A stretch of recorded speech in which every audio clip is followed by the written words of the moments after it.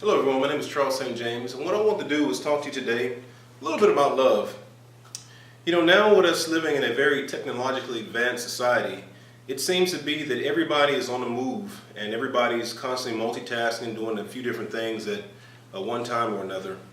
And sometimes it seems to be that this world and this life that we live can be kind of confusing. But it seems to be the most confusing area that I've seen recently has been love.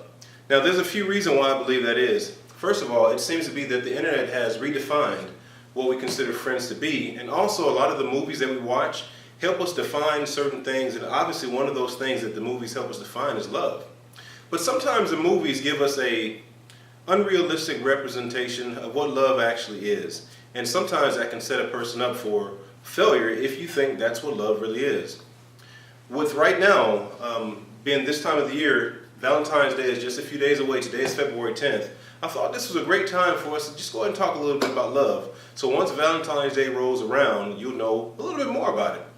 As for me, I married my wife about 10 years ago.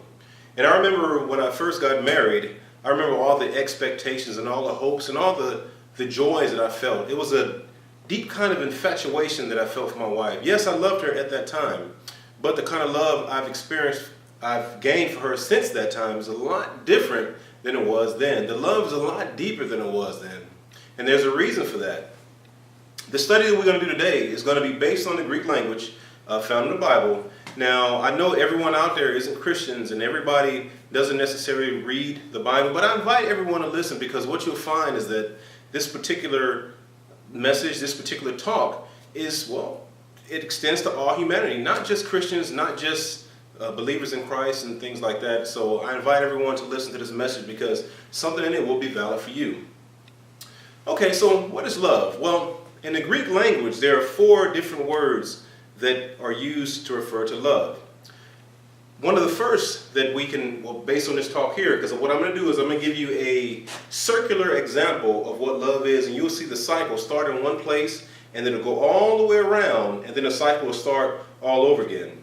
So, first of all, when a human being is born, they are in their mother's arms and they are experiencing the world from a new perspective.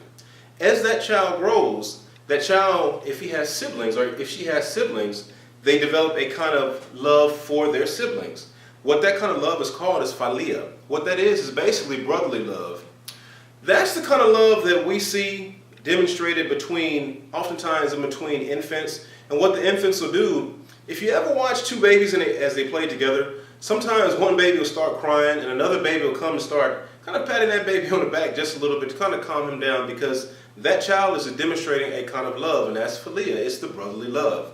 Also, what brotherly love is brotherly love compels us to do good for everyone. It compels us to help somebody if we see them in need. It's not the same kind of love that we experience for our spouse, but it's the kind of love that extends to everyone.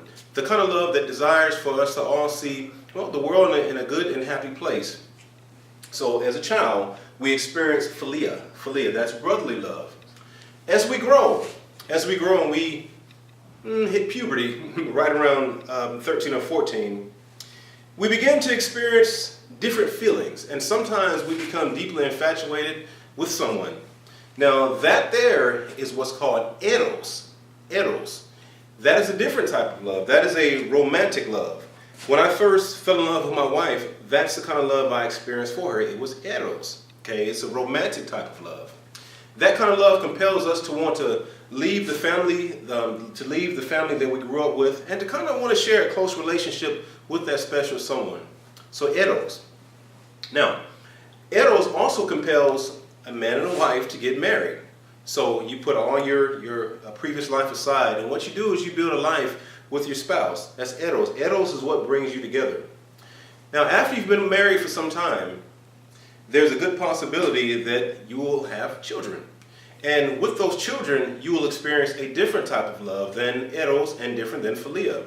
What that's going to be parental love, or storge. That's the kind of love that compels us to want to protect someone.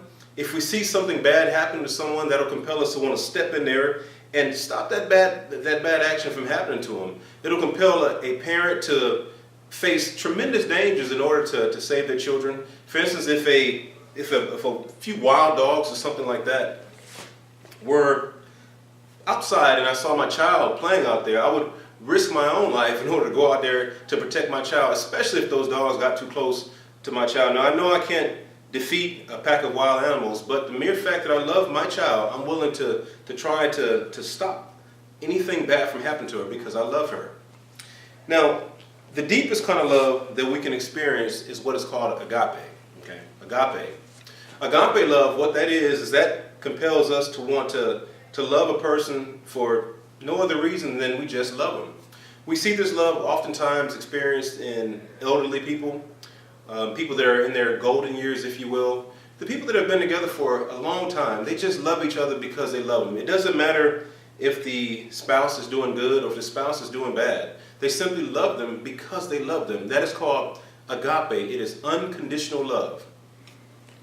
Now, as we see here, I just took you through brotherly love, which we experience as children. As we grow a little older, we can experience eros, which compels us to want to share in a close relationship with someone. Then, from that close relationship can come children, and we experience a different type of love, which is parental love, or storge. Then, as we continue to stay together, we can experience agape, unconditional love. And unconditional love is the greatest of all. Hopefully, you can take this small little talk that we've done and remember on Valentine's Day that love has more than just one meaning in the Greek language. I thank you for your time. My name is Charles St. James.